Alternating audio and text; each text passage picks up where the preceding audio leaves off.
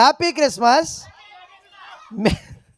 Merry Christmas, happy Christmas, merry Christmas. మళ్ళొకసారి happy Christmas, merry Christmas. దేవుని పరిశుద్ధ నామమునకు మహిమ కలుగునుగాక. ఈ రాత్రికాల సమయం చాలా సంతోషం. ఇప్పటి వరకు కొన్ని ప్రత్యేకమైన కీర్తనలు పాడుకున్నాము. మరి ఈ సమయంలో దేవుని వాక్యాన్ని విందాం. మనం 8 గంటలకు ప్రారంభం చేసి 8:20 నిమిషాలకి, కేవలం ఒక 20 నిమిషాలు విలువైన మాటలు పరిశుద్ధాత్మ దేవుడు మనతో మాట్లాడుతుండగా మీరందరూ కూడా చాలా శ్రద్ధగా వినాలని దేవుని సేవకునిగా ప్రేమతో మీకు తెలియజేస్తున్నాను. ప్రార్థన చేసుకుందాం, తల వంచుదాం. ఈనాటి వాక్యం కొరకు చిన్న ప్రార్థన. కౌశిక్ ఫోన్ చేయండి. ప్రేమగల తండ్రి, మీకు వందనాలు. ఈ రాత్రి అవును ప్రభా, ఈ ప్రపంచానికి మీ పుట్టుక ఒక సంతోషకరమైన దినం. ఈ రాత్రి ప్రభా, అందు నిమిత్తమై నీ ప్రజలైన వారికి సువార్త వినిపించడానికి నీ పిల్లలమైన మేము ఒక ప్రయత్నం చేసి ఉండగా, అవును నాయన, సర్వ సృష్టికి వెళ్ళి సర్వజనులకు సువార్త ప్రకటించమని మీరు చెప్పిన లేఖనానుసారంగా ఈ రాత్రి చెరువు మాధవరం పట్టణాన్ని మీరు ప్రేమించి చెరువు మాధవరం, మునగపాడు, కండ్రిక సంఘాలు కలిసి ఐక్యమత్యంగా ఈ ప్రాంత రక్షణ, క్షేమ, అభివృద్ధి కొరకై ఏర్పాటు చేయబడ్డ ఈ ప్రత్యేకమైనటువంటి కూడికను బట్టి మీకు స్తోత్రాలు ప్రభా. ఈ రాత్రి మీరు మాతో ఉన్నారు. ఎప్పటివరకు చక్కగా 6 గంటల నుంచి 8 గంటల వరకు చక్కని కొన్ని కార్యక్రమాలు జరిగించడానికి సహాయం చేశారు. అవునండి, వాక్యమైన దేవుడు మీరు మాతో మాట్లాడండి. మీ మాటలు మా జీవితాలకు ఎంతో వెలుగునిచ్చే మాటలు ప్రభువా, బ్రతికించేవి కనుక నీ దాసుడైన నన్ను మరుగుపరచండి. సమస్త అంధకారమును బంధించి ఆత్మకార్యములు మీరు జరిగించమని, మీరే మహిమ, ఘనత, ప్రభావములు పొందుకోమని యేసు నామమును అడిగి వేడుకొనుచున్నాము పరమ తండ్రి, ఆమెన్. చెప్పండి బిగ్గరగా, ఆమెన్. రైట్, చాలా సంతోషం. ఇప్పుడు లోపల ఉన్నవారు అలాగే ఉండండి. ఆ సిమెంట్ రోడ్లో ఉన్న వాళ్ళు చెప్తారు గట్టిగా ఆమెన్. మళ్ళీ ఒకసారి చెప్దాం ఆమెన్. మరి అందరూ కలిసి చెప్దాం ఆమెన్. దేవుడు మనల్ని దీవించునుగాక. మంచిది ప్రియులారా, ఈ రాత్రికాల సమయం ఏర్పాటు చేయబడ్డ ఈ కూడిక యొక్క ఉద్దేశం ఏంటయ్యా అంటే, ఏమండి, క్రిస్మస్, ప్రీ క్రిస్మస్ అంటే సెమీ క్రిస్మస్. క్రిస్మస్ అనగా ప్రభువుని ఆరాధించటం. చెప్పండి, ప్రభువుని ఆరాధన చేయటం. ఎందుకు ప్రభువుని ఆరాధన చేయాలి, ఏంటి ప్రభు పుట్టుకలో ఉన్న ఆంతర్యం అని చూస్తే, ప్రియులారా గమనించండి, ప్రభు యొక్క పుట్టుక ప్రపంచానికి ఒక ప్రత్యేకత. ఆమెన్ చెప్పండి. ప్రభు యొక్క పుట్టుక ప్రపంచానికి ఒక ప్రత్యేకత. షోలమితి మాట్లాడుతున్నారు. ఎందుకు దేవుని పుట్టుక అంత ప్రత్యేకత అంటే, అవునండి ప్రత్యేకతే. సహజంగా మన ఇంటిలో ఎవరిదైనా పుట్టినరోజు చేస్తే ఎవరం చేసుకుంటాం చెప్పాలి? మన ఇంటిలో వరకు పోనీ ఒకవేళ పిలవాలనుకుంటే మన బంధువులను పిలుస్తాం. ఆ పుట్టుక లేదా పుట్టినరోజు మన బంధువులకి మనకే పరిమితం. అవును కదా? రైట్. కొన్ని పుట్టినరోజులు కొన్ని ప్రత్యేకంగా కొన్ని దేశాలు జరుపుతూ ఉంటాయి. అవునండి. అక్టోబర్ 2వ తారీఖు గాంధీ మహాత్ముడి జయంతి.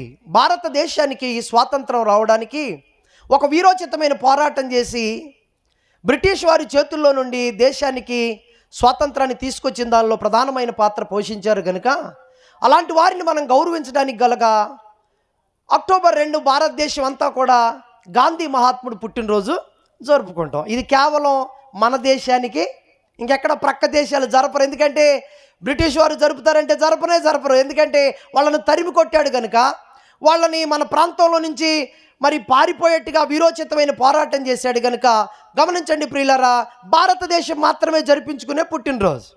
ఇలాగ నెల్సన్ మండేలా సౌత్ ఆఫ్రికాలో నల్ల జాతీయుల కొరకు చాలా ఒక రకమైన పోరాటం చేసి వాళ్ళ పక్షాన నిలబడి వాళ్ళకి మేలు చేయడానికి ప్రయత్నం చేశాడు కనుక నెల్సన్ మండేలా యొక్క పుట్టినరోజు సౌత్ ఆఫ్రికాలో జరుగుతుంటుంది.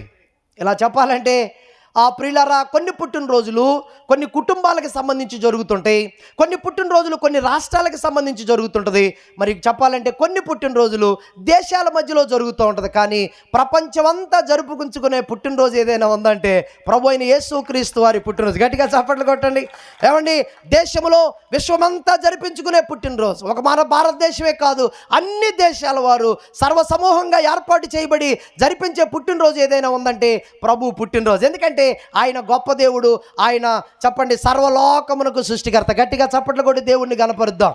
ఈ రాత్రికాల సమయంలో గమనించండి, ఆ పుట్టినరోజు ఉద్దేశాన్ని బట్టి మనం ఈ కూడికని ఏర్పాటు చేసుకున్నాం. ఏంటి ప్రభు యొక్క పుట్టుక యొక్క ఉద్దేశము? ఎందుకు ప్రభు భూమి మీదకి వచ్చాడు? ఏమండి, ఎందుకు ప్రభు భూమి మీదకి వచ్చాడు? మనలాగానే ఆయన శరీరధారిగా వచ్చాడు, మనలాగానే ఆయన శరీర మాంసాలు ఏర్పాటు చేసుకొని వచ్చాడు, మనలాగానే చెప్పాలంటే మన హృదయం లాగానే, మన ఆలోచనల లాగానే, చెప్పాలంటే మన నడక లాగానే, మన అవయవాల లాగానే కలిగి ఉన్న దేవుడు ఆయన. కానీ ఎందుకు దేవుని పుట్టుక అంత ఔన్నత్యం కలిగింది? ఎందుకు యేసు ప్రభు పుట్టుక అంత విశేషమైంది? ఎందుకు ప్రభు పుట్టినరోజు జరుపుకోవాల్సి వస్తుందంటే ఆయన ప్రత్యేకమైన వాడు, ఆయన పుట్టుక ప్రపంచానికి ఆశీర్వాదకరంగా ఉంది. గట్టిగా చప్పట్లు కొట్టండి. ఈ రాత్రి ఏంటి ప్రభు పుట్టుకలో యొక్క ఉద్దేశము? ఎందుకు భూమి మీదకి ప్రభు వచ్చాడో ఒక 2-3 మాటలు క్లుప్తంగా మాట్లాడిన సందేశాన్ని ముగింపులోకి తీసుకొస్తాను. మొట్టమొదటి కారణం ప్రియులారా, ఎందుకు ప్రభు ఈ భూమి మీదకి నరవతారిగా వచ్చాడంటే మత్తయి సువార్త 9వ అధ్యాయము 13వ వచనం చదవండి. మత్తయి సువార్త ఇక్కడ ఉంది. మత్తయి సువార్త 9వ అధ్యాయము 13వ వచనంలో యేసు ప్రభు వారు భూమి మీదకి రావడానికి గల ప్రధానమైన కారణాన్ని మనం చూస్తున్నాం. అయితే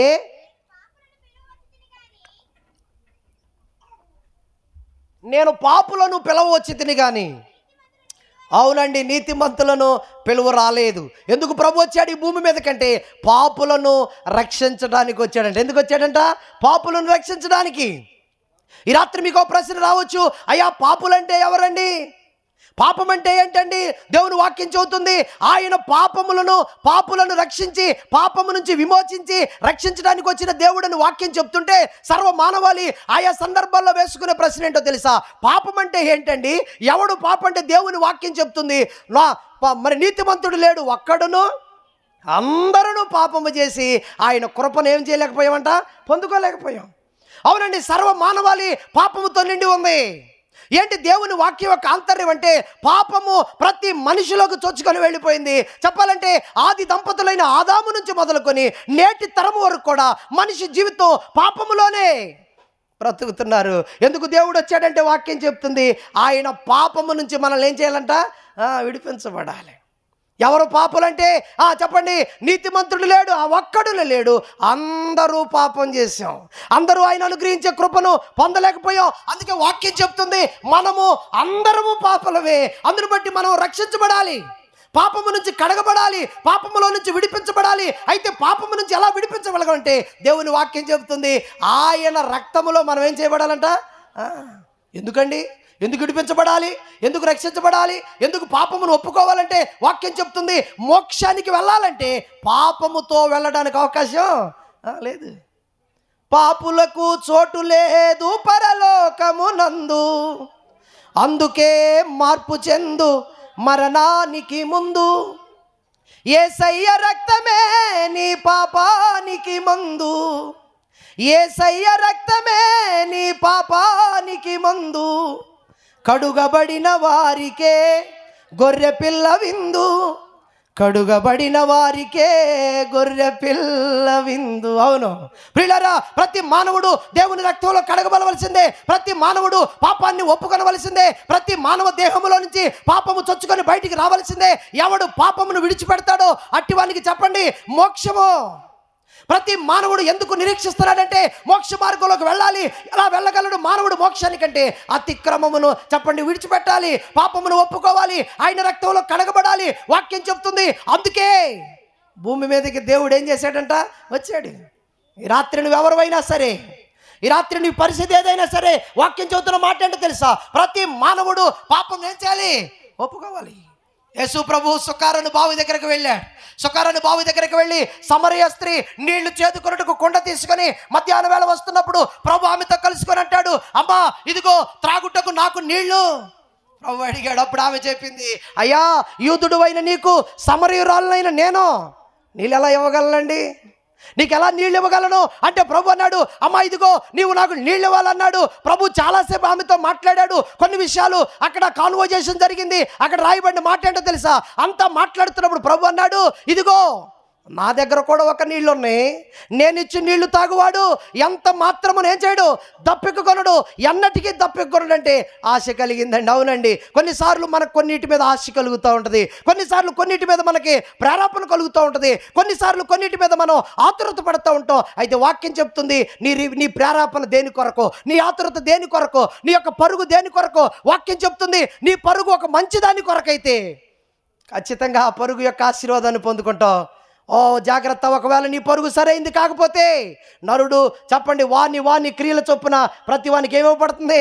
జీతం ఇవ్వబడుతుంది. ఈ రాత్రి దేవుని వాక్యం చెప్తుంది, సమరయ స్త్రీతో ప్రభు మాట్లాడన్నాడు, ఇదిగో నేను నీళ్ళు ఇస్తాను, అది తాగితే నువ్వు వెన్నడు.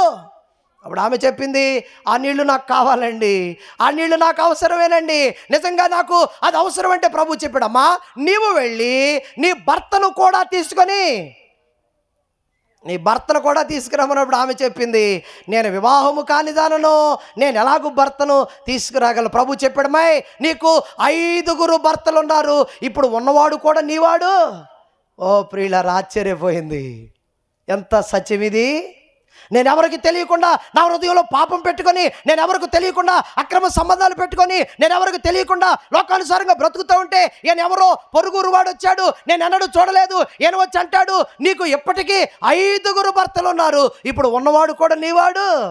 భయపడిపోయింది ప్రియులారా, భయపడి అందే, అయ్యా ఇదిగో నువ్వు అన్నట్టుగానే నా స్థితి అదినే చెప్పింది. అప్పుడు ప్రభు అన్నాడు, అమ్మా ఇదిగో నీవు చెప్పండి నమ్మి బాప్తిస్మం పొందాలి, నీ మనస్సాక్షి మార్చుకోవాలి, నీ పాపాన్ని ఒప్పుకోవాలంటే వెంటనే సమరయ స్త్రీ ప్రభు మాటలు విని చెప్పండి ఏం చేసింది? తన అతిక్రమములన్నీ విడిచిపెట్టి పాపము నుంచి విమోచించబడి యేసు రక్తములో కడగబడి, ఒక మాటలో చెప్పాలంటే ప్రభువుని అక్కడే కూర్చోబెట్టింది. అయ్యా నా పాపము నుంచి నన్ను విడిపించిన వాడు ఎవడో లేడు ఇంతవరకు, నా పాపము నుంచి నన్ను విమోచించిన వాడు ఎవరు లేరు ఇంతవరకు, నా అతిక్రమలు నన్ను చెప్పండి కడిగి వేసిన వాళ్ళు ఎవరు లేరు, నా అంతరంగాన్ని చెప్పగలిగిన వాడు ఎవరు లేరు. అందుకనే నాకు కలిగిన ఈమెయిల్ నా గ్రామానికి కూడా కావాలని ప్రభువుని బావి దగ్గర కూర్చోబెట్టి సుకారు గ్రామం వెళ్ళి ఏం చేసిందంట, ప్రజలందరినీ పిలుచుకొని, అయ్యలారా నేను చేసినట్టు నాతో చెప్పిన ఈయన క్రీస్తు కాడా అని పరుగున సువార్త చెప్పి ప్రజలందరినీ ప్రభు దగ్గరికి, అది సంగతి. ఈ రాత్రి దేవుని వాక్యం చెప్తుంది, ఏంటి ఆమె ప్రయాస అంటే, ఆమె తన పాపము నుంచి విడిపించబడగానే, ఆమె రక్తము యేసు రక్తములో కడగబడగానే ఆమెకి చెప్పండి ఏం కలిగింది? నెమ్మదండి, సమాధానం వచ్చింది. అప్పుడు అనుకుంది, నా జీవితం అంతా పాపంతో నిండిపోయింది, ఎంతమంది మరి పురుషులతో సంబంధం కలిగి ఉన్నా నాకు సమాధానం లేదు, ఎంతమంది పురుషులతో అక్రమ జీవితం కలిపినా నాకు నెమ్మది లేదు. అందుకని అనుకుంది, ఈయన క్రీస్తుని గ్రహించి తన పాపాన్ని ఒప్పుకొని వెళ్ళి సువార్త ప్రకటించి గ్రామాన్ని మార్చుకుంది. ఎందుకు ఈ మాటలు చెబుతున్నానో తెలుసా ప్రియులారా? దేవుని వాక్యం చెబుతుంది, మనం ఎవరైనా సరే పాపములో ఉంటే, పాపములో చనిపోతే నిత్య నరకము మన కొరకు ఏం చేస్తుందంట? నోరు తెరుచుకొని చూస్తుంది.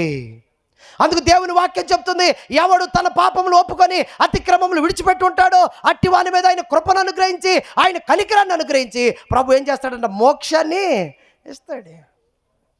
ఎందుకు వచ్చాడు యేసు ప్రభు ఈ లోకానికంటే, ఆయన సర్వ మానవాళిని చెప్పండి పాపము నుంచి విడిపించబడాలి. పాపం ఈ రాత్రి ఒకవేళ నువ్వు ఎవరు అయి ఉన్నావో, నీ స్థితి ఏమైందో, నీ పరిస్థితి ఏంటో తెలియదు, కానీ పరలోకం వెళ్ళాలంటే పిల్లలు చెప్పారు ఇప్పుడు ఒక్కటే ఏంటంట, ప్రయాణాలు చేయడానికి నీకు ఎన్నో అవకాశాలు ఉన్నాయి, దూరదేశాలు వెళ్ళడానికి అవకాశాలు ఉన్నాయి, ఎన్నో ప్రాంతాలు వెళ్ళడానికి ఎన్నో ట్రాన్స్పోర్ట్ చెప్పండి డిఫరెంట్ అవసరతలు తీర్చుకోవడానికి ఉన్నాయి. కానీ దేవుని రాజ్యంలో చేర్చబడాలంటే ఏ మార్గం అంట?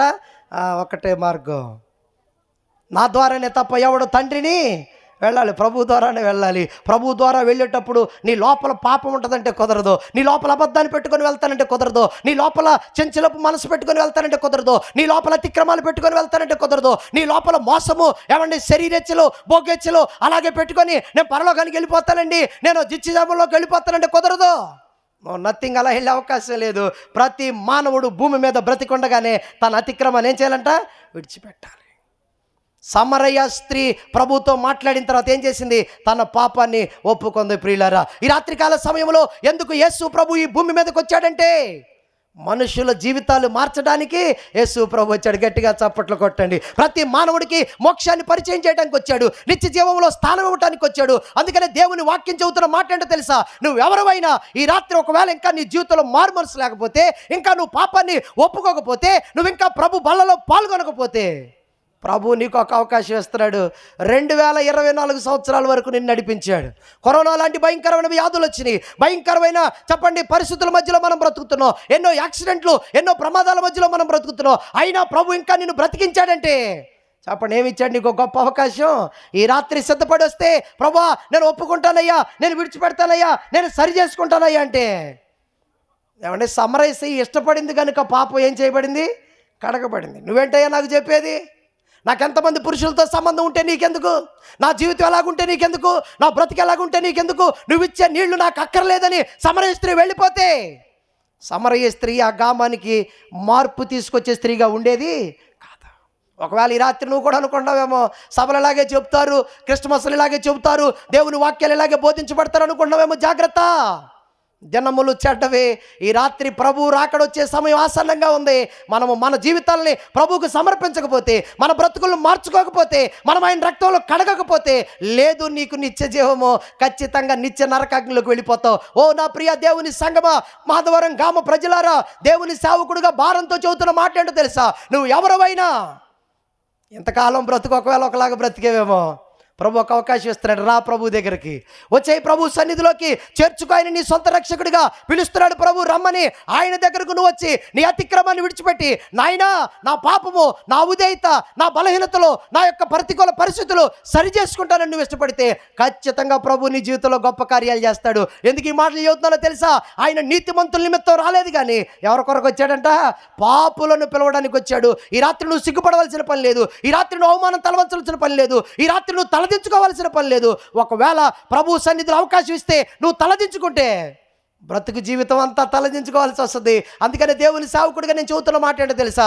నువ్వు ఎవరివైనా యేసు ప్రభు ఈ రాత్రి ఎందుకు పుట్టాడంటే మన పాపాలను విమోచించడానికి, మన అతిక్రమాలను క్షమించడానికి, ఆయన రక్తంలో మనల్ని కడిగి ఆయన రాజ్యంలో చేర్చుకోవడానికి ఆయన వచ్చాడు. అందుకని ఇంకా ఎవరైనా చెప్పండి మారు మనసు లేక, బాప్తిస్మం లేక, ఆయనతో సహవాసం లేక ఉంటే నీకు ఒక శుభవార్త దేవుని వాక్యం చెప్తుంది. రా ప్రభు సన్నిధికి వచ్చి నీ పాపాన్ని ఒప్పుకుంటే నిశ్చయంగా ప్రభు రాజ్యంలో వారసుడు అవుతావు. ఆమేన్ చెప్పండి. ఎందుకు వచ్చాడు యేసు ప్రభు అంటే పాపులను రక్షించడానికి వచ్చాడు. రెండవ కారణం నేను చెప్పి నా మాటలు ముగింపులోకి తీసుకెళ్తాను. ప్రియులారా, ఎందుకు యేసు ప్రభు ఈ భూలోకానికి వచ్చాడంటే చాలానే కారణాలు ఉన్నాయి. కానీ సమయానుకూలాన్ని బట్టి ఇంకా 1 లేక 2 విషయాలు చెప్పి నా మాటలు ముగింపులోకి తీసుకొస్తాను. ఎందుకు యేసు ప్రభు ఈ భూమి మీదకి వచ్చాడు? మార్కు సువార్త చదవండి. మార్కు సువార్త 7వ అధ్యాయము 37వ వచనం చదవాలి.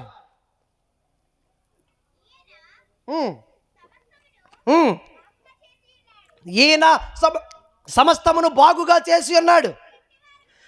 చెవిటివారు వినునట్లుగాను, మోగవారు మాట్లాడునట్లుగాను ఎవరిని చేయించున్నాడని వారు చెప్పుకొని అపరిమితముగా ఆశ్చర్యపడ్డారు. అంటే యేసు ప్రభు ఒక చోటకి వెళితే, జాగ్రత్తగా వినాలి, యేసు ప్రభు ఒక చోటకు వెళితే మోగవారికి మాటలు వచ్చినాయి అంట.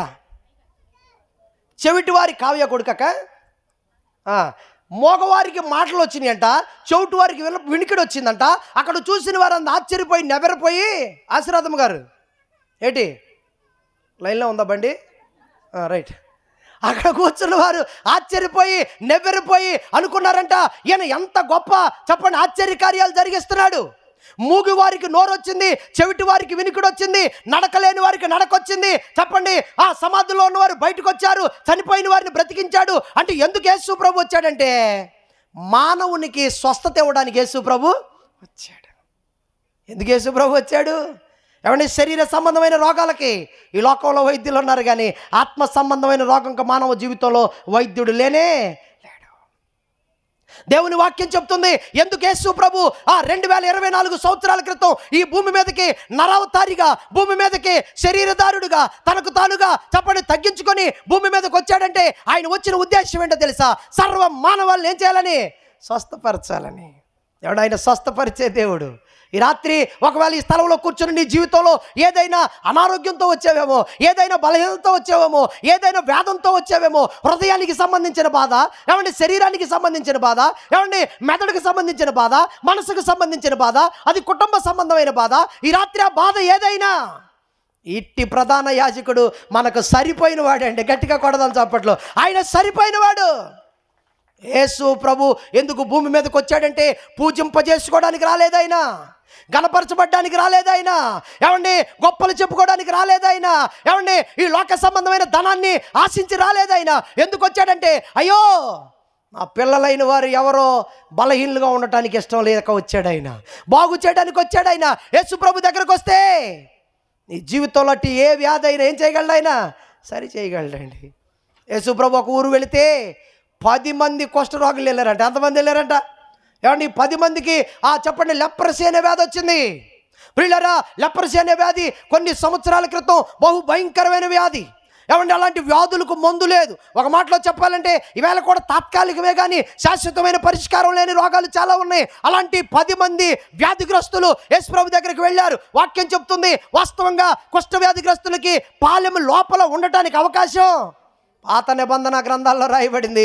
వాడు పాలెము వెలుపలకు వెళ్ళిపోయి నేను అపవిత్రుడునని చెప్పండి తన పెదవిని కప్పుకొని తన జుట్టు విరిగిపూసుకొని ఏం చేయాలంట? కేకలు పెట్టి బయటికి వెళ్ళిపోవాలి. అది భయంకరమైన రోగం. ప్రియులారా, నా మాటలు జాగ్రత్తగా వినాలి. అది భయంకరమైన రోగం. అలాంటి రోగము కలిగిన 10 మంది వ్యక్తులు యేసు ప్రభు దగ్గరకు వచ్చారు. యేసు ప్రభు దగ్గరకు వచ్చి అంటారు, యేసు ప్రభువా మమ్మలను కరుణించయ్యా, మమ్మల్ని కరుణించయ్యా. మా తల్లిదండ్రులు మమ్మల్ని పక్కన పెట్టేశారు, మా కన్నవారు కూడా మమ్మల్ని బయటికి పంపించేశారు. అవునండి, కొన్నిసార్లు చెప్పండి మనకు వచ్చిన రోగములను బట్టి కుటుంబం కూడా కొన్నిసార్లు ఏం చేస్తుంది? మనకు దూరంగా పెట్టేస్తుంది. అవునండి, కొన్నిసార్లు మనకు కలిగిన ఇబ్బందులు బట్టి బంధువులు కూడా వదిలేస్తారు. మనకు కలిగిన ఇబ్బందులు బట్టి రక్త సంబంధులు కూడా కానన్నట్టుగా వెళ్ళిపోతూ ఉంటారు. అవును ప్రియులారా, కన్నవారు ఉన్నారు కానీ 10 మందిని ఏం చేశారంట? బాబు ఈ రోగము భయంకరమైంది, ఈ లెప్రసీ అనేది అంటువ్యాధి, మీరు ఇంటిలో ఉంటే మాకు కూడా వస్తుందని కుటుంబ సభ్యులు ఏం చేశారంట? బయటికి. అవును ప్రియులారా, కొన్నిసార్లు కుటుంబ సభ్యులు ఏమండి కొన్నిసార్లు మనుషులు ఏం చేస్తారు? ఇబ్బంది పెడుతుంటారు. వాళ్ళు బయటికి వెళ్ళిపోయి దిక్కు లేక, ఆదరణ లేక, ఆశ్రయం ఇచ్చేవాళ్ళు ఎవరు లేక, బలపరిచేవాళ్ళు ఎవరు లేక యేసు ప్రభు దగ్గరికి వెళ్ళారు. యేసు ప్రభువా నువ్వు తప్ప మాకు, నీవు తప్ప నాకు ఈ లోకంలో ఎవరు నారయ్యా, నీకు తప్ప నాలో ఎవరికి చోటే లేదయ్యా. పాడాలి, ఎఫెక్ట్స్ ఉంటేనే పాడతారండి మీరు. నీవు తప్ప నాకు ఈ లోకంలో ఎవరు నారయ్యా, నీకు తప్ప నాలో ఎవరికి చోటే లేదయ్యా. దావీదు కుమారుడా నన్ను దాటిపోకయా, నజరేతు వాడా నన్ను విడచిపో. అందరూ పాడాలి. దావీదు కుమారుడా నన్ను దాటిపోకయా, నజరేతు వాడా నన్ను విడచిపోకయా. పాడాలి. నీవు తప్ప నాకు లోకంలో ఎవరు మారయా, నీకు తప్ప నాలో ఎవరికి చోటే లేదయ్యా. వీళ్ళరా యేసు ప్రభు దగ్గరికి వెళ్ళారు. అయ్యా మా తల్లిదండ్రులు త్రోసివేశారు ఇంట్లో నుంచి, మా రక్త సంబంధులు పంపించేశారు, మా కూడా ఉన్న వారందరూ మమ్మల్ని వెలివేశారయ్యా. ఎందుకంటే ఏ కారణం చేత వచ్చిందో ఈ లెప్రసీ అనే వ్యాధి వచ్చింది మాకు. ఈ కుష్ఠవ్యాధి భయంకరమైన వ్యాధి. ఈ వ్యాధి నుంచి మేము చాలా ఇబ్బందులు పడుతున్నాం. మా తల్లిదండ్రులు మమ్మల్ని ఎట్టివేశారు. యేసు ప్రభువా నువ్వు తప్ప ఆధారం ఎవరు లేరు యేసు ప్రభు అని 10 మంది కుష్ఠరోగులు యేసు ప్రభు దగ్గరికి వెళ్ళారు. యేసు ప్రభు అన్నాడు, ఏమయ్యా మీరు ఏ ఊరు వారని అడగలేదండి, మీ పరిస్థితి ఏంటని అడగలేదండి, మీ కుటుంబ సభ్యుల వివరాలు ఏంటని అడగలేదండి. కానీ ప్రియులారా ప్రభు మాట చెప్పాడు, ఏమయ్యా మీరు వెళ్ళి తిన్నగా వెళ్ళి ఎక్కడికి వెళ్ళమన్నాడు? సేవకుడి దగ్గరకు వెళ్ళండి, యాజకుడి దగ్గరకు వెళ్ళమన్నాడు. ప్రియులారా ఎప్పుడైతే యేసు ప్రభు వెళ్ళమన్నాడో, ఇదేంటి యేసు ప్రభువే దేవుడని, ఆయనే స్వస్థపరుస్తున్నాడని, లాజరు మహాశయుడిని లేపాడని, యాయిరు కుమార్తెను లేపాడని, నాయిను గ్రామంలో భేదవరాలు కుమారుని బ్రతికించాడని ఇన్ని సత్యాలు తెలుసుకొని యేసు ప్రభు దగ్గరకు వస్తే ఈయనేమో మనూరులో నయ్యగారి దగ్గరికి వెళ్ళమంటాడేంటి, దైవజనుడి దగ్గరికి వెళ్ళి కలవమంటాడేంటి? యేసు ప్రభు ఏంటి ఎలా చేశాడు అనుకోలేదు. ప్రియులారా వారందరికీ ఏమొచ్చిందంట? యాక మనసు వచ్చింది. ఒకటే అనుకున్నారు, బాబు ఎవరు హాస్పిటల్కి వెళ్ళమంటే అక్కడికి వెళ్ళాం, ఏ డాక్టర్ దగ్గరకంటే అక్కడికి వెళ్ళాం, ఏ వైద్యం అంటే వైద్యంకి వెళ్ళాం, ఎన్ని రకాల పరిస్థితులు అంటే అన్ని రకాలకి వెళ్ళాం, ఎక్కడ మనకు బాగులేదు. యేసు ప్రభు అన్నాడు సేవకుడిని కలవమన్నాడు. అందరం కలిసి కలుద్దామని చెప్పండి మొక్త కంఠంతో అందరూ కలిసి యేసు ప్రభు చెప్పినట్టుగా యాజకుడి దగ్గరకు వెళుతున్నారు. ప్రియులారా ఒక మాటలో చెప్పాలంటే రాయబడిన మాట ఏంటో తెలుసా? వారు మార్గములో ఉండగానే, చెప్పండి ఏమయ్యారంట? వారు మార్గములో ఉండగానే శుద్ధులైపోయారండి. యేసు ప్రభు మాట వింటే నీకు స్వస్థత వస్తుందండి. ఈ లోకంలో చాలామంది మాట విని చాలా చోట్లకు వెళ్ళి ఉండొచ్చు, నువ్వు ఎన్నో రకాలైన వైద్యుల దగ్గరికి వెళ్ళి ఉండొచ్చు, ఎంతో ధనం నువ్వు ఖర్చు పెట్టుకొని ఉండొచ్చు, ఎంతో ఆరోగ్యం సంకటం పోయినప్పుడు నువ్వు అన్నీ పోగొట్టుకొని సవిసారం లేకుండా బ్రతికుండి ఉండొచ్చు. ఈ రాత్రి నీకో శుభవార్త, నీ కొరకే యేసు ప్రభు వచ్చాడు. సర్వమాని పాపాలను క్షమించి ప్రతి మానవుడిని స్వస్థపరచడానికి వచ్చాడు ఆయన, బాగు చేయడానికి వచ్చాడు ఆయన. ఒకవేళ నీ రోగం ఎక్కడికి వెళ్ళినా తగ్గలేదేమో, నీ రోగానికి ఎక్కడ విడుదల లేదేమో, నిన్ను చూసి ఎవరో నువ్వు బాగు కాలేవన్నావేమో, ఈ రాత్రి దేవుని మాట వింటే చెప్పండి ఏమవుతుందంట? దేవుని మాట విని యేసు ప్రభు అన్నాడు, మీరు వెళ్ళి యాజకుడికి మీ శరీరాన్ని మీ దేహాన్ని, మాటలో చెప్పాలంటే యాజకుడి దగ్గరికి వెళ్ళలేదు, శరీరాన్ని చూపించలేదు, మచ్చలు చూపించలేదు, రోగం గురించి చెప్పలేదు. కానీ ప్రియులారా, వారు మార్గంలో ఉండగానే ఏమైందంట వాళ్ళకి? యేసయ్య మాట వినాలండి. యేసయ్య మాట నువ్వు వింటే, ఆయన మాటకు నువ్వు లోబడితే, ఈ రాత్రి నీ వ్యాధి ఎంత సవాళ్లతో కూడిందైనా, ఈ రాత్రి నీకున్న బలహీనత అది ఎంత తీవ్రమైందైనా, నువ్వు ఏ పరిస్థితుల్లో ఈ స్థలంలో ఉన్నా కూడా దేవుని సేవకుడిగా మాట చెబుతున్నాను, ఖచ్చితంగా ప్రభు ఏం చేయగలిగాడు? సమర్థుడు. 38 సంవత్సరాల నుంచి ఒక కోనేరు ఒడ్డున పడిపోయాడండి ఒక అతను. 38 సంవత్సరాల నుంచి కోనేటిని ఒడ్డున పడి యేసు ప్రభు వెళుతున్నాడని తెలుసుకొని అంటాడు, యేసు ప్రభు అని కేకలు వేశాడంట. అప్పుడు కొంతమంది నిలబడి ఓరకొండమని అతను ఏం చేశారంట? గద్దించారు. నేను త్వరగా వెళ్ళిపోతున్నాను చూడండి. ఓరకొండమని గద్దించారంట. అలా గద్దించగానే యేసు ప్రభు నిలబడిపోయి ఏమయ్యా మీరు అతను ఆటంకపరచొద్దని యేసు ప్రభు వెళ్ళి అన్నాడు. ఏమయ్యా ఏంటి నీ పరిస్థితి అని చెప్పాడు. అయ్యా 38 ఏళ్ళు అయిందండి, ఎవరు నన్ను చెప్పండి ఆదరించట్లేదు. ఈ కోనేరులోకి దూత వచ్చి కదిలించినప్పుడు ఎవడు మొదట దిగునో వాడు స్వస్థత పొందుతున్నాడు. దిగాలన్న తపన నాకుంది, దిగాలన్న తాపత్రయం నాకుంది, దిగాలని ఎన్నో ప్రయాసాలు నేను పడ్డాను, కానీ ఏ ఒక్కరోజు కూడా మొదటగా నేను దిగలేకపోయాను. నా కళ్ళ ముందు చాలామంది ప్రతిరోజు మొదట దిగినవాడు స్వస్థత పొందుకొని వెళ్తున్నాడు. యేసు ప్రభు నాకు మాత్రం ఆ భాగ్యం రాలేదండి. 38 ఏళ్ళ నుంచి ఎదురు చూస్తున్నాను. నా బ్రతుకుని ఏం మార్చుకోలేకపోయాను, నా పరిస్థితిని సరి చేసుకోలేకపోయాను, ఏ ఒక్కరు నాకు సహాయం లేదు. అవునండి, ఈ రాత్రి ఒకవేళ నీకు కూడా ఎవరో సహాయం చేయట్లేదేమో. నీ బాధ ఎన్ని సంవత్సరాల నుంచి అనుభవిస్తున్నావో, నీ వ్యాధి ఎన్ని సంవత్సరాల నుంచి అనుభవిస్తున్నావో, ఈ ఒంటరి జీవితం ఎన్నాళ్ళ నుంచి బ్రతుకుతున్నావో, ఈ బలహీనమైన జీవితం ఎన్నాళ్ళ నుంచి బ్రతుకుతున్నావో, ఆ కోనేటి ఒడ్డున పడి ఉన్నవాడు లాగానే నీ జీవితం కూడా ఒకవేళ ఉందేమో. ఈ రాత్రి దేవుని వాక్యం నీతో చెబుతున్న మాట ఏంటో తెలుసా? 38 ఏళ్ళు పడున్నాడు, కానీ యేసు ప్రభు కనపడగానే బిగ్గరగా కేక వేసినట్టు గట్టిగా కొట్టండి, చప్పట్లో వేయాలి, కేక వేయాలి. ఈ రాత్రి నువ్వు మౌనంగా ఉంటే సరిపోదు. ఈ రాత్రి నువ్వేదో వచ్చి వెళ్ళిపోతే కుదరదు. ఈ రాత్రి ఏదో ఒక పాట పాడి వెళితే, ఒక వాక్యాన్ని బోధించి వెళ్ళిపోయి కుదరదు. యేసు ప్రభు నీ జీవితంలో కార్యం చేయాలంటే నువ్వు గుండెలు అదిరిపోయేలాగా ఏం చేయాలి? కేక పిలవాలి. యేసు ప్రభువా నాకు దిక్కులు ఎవరు లేరయ్యా, నన్ను ఆదరించే వాళ్ళు ఎవరు లేరయ్యా, నా బాధను విమోచించే వాళ్ళు ఎవరు లేరయ్యా, నన్ను పట్టించుకునే వాళ్ళు ఎవరు లేరయ్యా అని నువ్వు కేక వేస్తే, ఈ రాత్రి నీ పిలిచే కేక విని ఆయన నీ దగ్గరకు వచ్చి నీకు మేలు చేయడానికి ఆయన ఇష్టపడుతున్నాడు. యేసు ప్రభువా అని కేక వేయగానే యేసు ప్రభు ఆగిపోయి అన్నాడు, నువ్వు స్వస్థపడగోరుచున్నావా అన్నాడు. ఏమని అడిగాడు? ఏమయ్యా నువ్వు స్వస్థ పొందగోరుచున్నావంటే అవును ప్రభు అన్నాడు. నువ్వు లేచి నీ పరిపెత్తుకొని అడుగుతున్నాడు ఆయన. ఉందా నీకు ఆశ ఉందా? స్వస్థపడాలని, బాగుపడాలని నీకు ఆశ ఉందా? నీ కుటుంబాన్ని బాగు చేసుకోవాలని ఆశ ఉందా నీకు? నీ బిడ్డలని ఉన్నతమైన స్థితికి తీసుకెళ్లాలని తపన ఉందా నీకు? ఈ రాత్రి నీ కుటుంబాన్ని సరి చేసుకోవాలనే ఆ మనసు నీకుందా? ఈ రాత్రి మారుమనసు పొందాలని నీకుందా? బాప్తిసం తీసుకోవాలని నీకుందా? యేసు ప్రభువుని నీ రక్షకుడిగా అంగీకరించాలని నీకు ఉందా? ఏమండి, నీకు లేకపోతే నీ బ్రతుకుని మార్చడం ఎవరి వల్ల కాదు.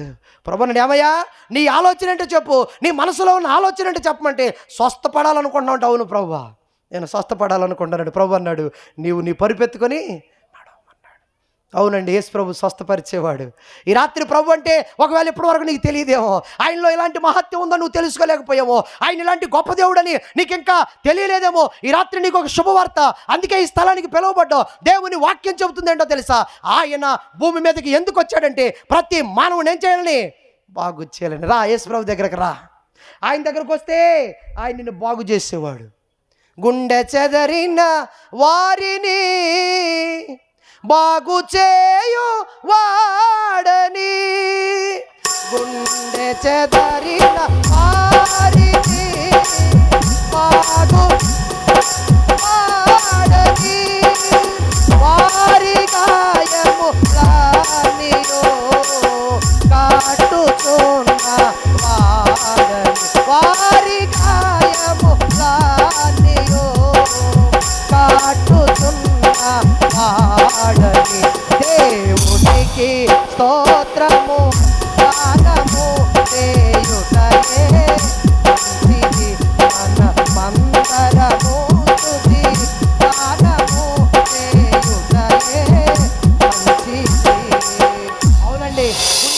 చనిపోయి ఒకవేళ ఉంటే నిన్ను బాగు చేసేవాడైనా, పడిపోయిన ఉంటే నిన్ను లేవనెత్తేవాడైనా, చెడిపోయిన ఉంటే నిన్ను సరి చేసేవాడైనా, ఒంటరైన ఉంటే 1000 మందిని చేసేవాడైనా, సొంతులేని దానిగా ఉంటే ఇల్లాలుగా చేసేవాడైనా, ఈ రాత్రి ఆ దేవుడు ఇంతవరకు నువ్వు తెలుసుకోలేక ఒంటరిలో ఉన్నావేమో, వేదనలో ఉన్నావేమో, బలహీనుడుగా ఉన్నావేమో, పాడైపోయి ఉన్నావేమో, నీకు ఒక శుభవార్త. 2024 సంవత్సరాల క్రితం యేసుప్రభు అందుకే బాగు చేయడానికి, స్వస్థపరచడానికి, రక్షించడానికి ఈ రాత్రి ప్రభు వచ్చాడు. అందుకే ఒకవేళ యేసయ్య నిన్ను స్వస్థపరచాలని నువ్వు ఆశపడితే తప్ప నీకు విడుదల కలగదు. ప్రభు అంటాడు, ఏమయ్యా స్వస్థపడగోరుతున్నావా? అవును ప్రభువా నేను బ్రతకాలనుకుంటున్నానంటే, అవును ప్రభువా నేను మార్పు చెందాలనుకుంటున్నానంటే, అవును ప్రభువా నిన్ను నా రక్షకుడుగా అంగీకరించాలనుకుంటే ప్రభు ఖచ్చితంగా నీకు మేలు చేయగలిగిన దేవుడు. ఎందుకు యేసు ప్రభు ఈ భూమి మీదకి మానవ రూపంలో వచ్చాడంటే, యేసు ప్రభు ప్రతి మానవుడిని ఏం చేయడానికి వచ్చాడు? స్వస్థత. రా ప్రభు దగ్గరకు రా. నీ వ్యాధిని సరి చేయగలిగిన వాడాయన, నీ బాధను తీసివేయగలిగిన వాడాయన, నీ కుటుంబాన్ని కలపగలిగిన వాడాయన, నీ జీవితాన్ని బాగు చేయగలిగిన వాడాయన, నీకు బిడ్డలు ఇవ్వగలిగిన వాడాయన, నీకు ఉద్యోగం ఇవ్వగలిగిన వాడాయన, నీ వ్యాపారాన్ని అభివృద్ధి చేయగలిగిన వాడాయన, నీ పడిపోయిన ప్రాకారమును కొట్టండి గట్టిగా చప్పట్లో, తిరిగి కట్టగలిగిన వాడు. అనుకుంటున్నావే ఒకవేళ ఎవరు నాకు చేయలేకపోయారండి, నా బ్రతికింతేనేమో, నా జీవితం ఇంతేనేమో, నేను ఇలాగే వెళ్ళిపోతానో, నథింగ్ అలా అనుకోవడానికి లేదు. ప్రతి మానవునికి సరిపోయిన వాడండి ఆయన, ప్రతి జీవితాన్ని కట్టగలిగిన వాడు ఆయన. అయితే నువ్వు మనస్సాక్షి పెట్టి నాకు బాగుపడాలని అనుకుంటే, స్వస్థపడాలనుకుంటే, బాగుపడాలని నీకు ఆకాంక్ష ఉంటే నిన్ను సరిచేసి సహాయం చేయగలిగిన దేవుడు ఆయన. రెండో మాట తెలుసుకున్నావు, ఎందుకు యేసుప్రభు వచ్చాడంటే స్వస్థపరచడానికి వచ్చాడు. మూడో మాట చెప్పి నేను ముగింపులోకి వెళ్ళిపోతాను. మూడో మాట చెప్పి నా ముగింపులోకి వెళ్ళిపోతాను ప్రియులారా. అపోస్తలుడైన పౌలు తెస్సలోనికి రాసిన మొదటి పత్రిక 2వ అధ్యాయము 11వ వచనంలో ఎందుకు యేసుప్రభు వచ్చాడంటే అక్కడ ఒక మంచి కారణం రాయబడింది. చదవండి.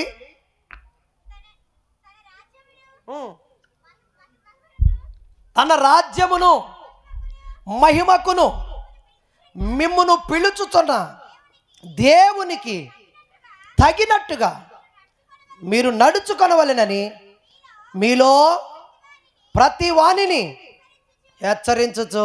ఏమండి ఏంటి ఎందుకు యేసుప్రభు వచ్చాడంటే తన రాజ్యమునకు ఆయన ఏం చేస్తున్నాడంట? పిలుచుచున్నాడంట. ఎందుకు వచ్చాడు యేసుప్రభు?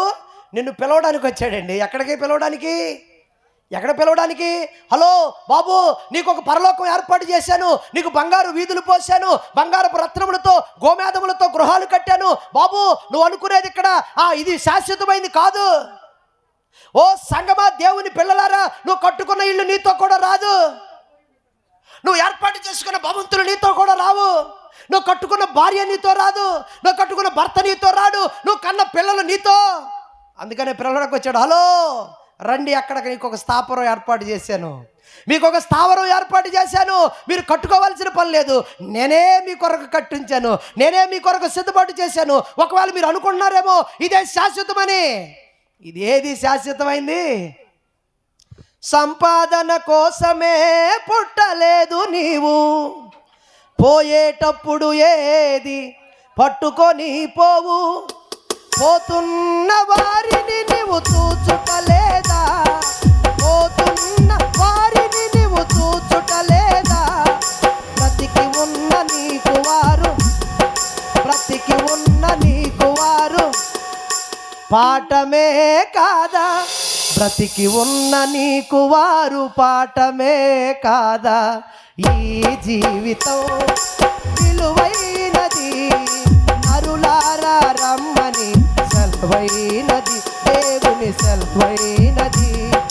సంపాదన కోసమే పుట్టలేదు నీవు, పోయేటప్పుడు ఏది పట్టుకొని పోవు, సంపాదన కోసమే పుట్టలేదు నీవు, పోయేటప్పుడు ఏది పట్టుకొని కొట్టలందరూ, పోతున్న వారిని నీవు చూచుటలేదా, పోతున్న వారిని నీవు చూచుటలేదా, బ్రతికి ఉన్న నీకు వారు చెప్పలందరూ పాఠమే కాదా, బ్రతికి ఉన్న నీకు వారు పాఠమే కాదా, ఈ జీవితం విలువైనది, నరులారా పాపులకు చోటు లేదు పరలోకమునందు, అందుకే మార్పు చెందు మరణానికి పడలే, పాపులకు చోటు లేదు పరలోకమునందు,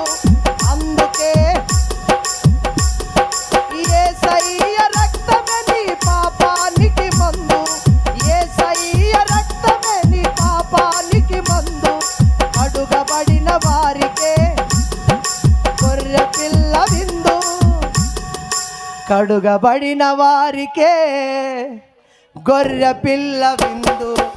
ఈ జీవితం విలువైనది, నరులారా రమ్మని సెలవైనది దేవుని. ఓ పిల్లరా, ఒకవేళ ఈ రాత్రి నువ్వు అనుకోవచ్చు, ఏమండి మంచి బిల్డింగ్ కట్టుకున్నాను, చాలా పొలం కొనుక్కున్నాను, మంచి భార్య ఉంది, అవునండి చక్కని పిల్లలు, చక్కని ఆస్తి, మంచి ఉద్యోగం. తమ్ముడు, సంగమా, ఈ రాత్రి నీకు ఒక హెచ్చరిక, ఏది నీతో కూడా వచ్చేది కాదు. అన్నీ వదిలిపెట్టి వెళ్ళిపోవాల్సిందే ఒక రోజున.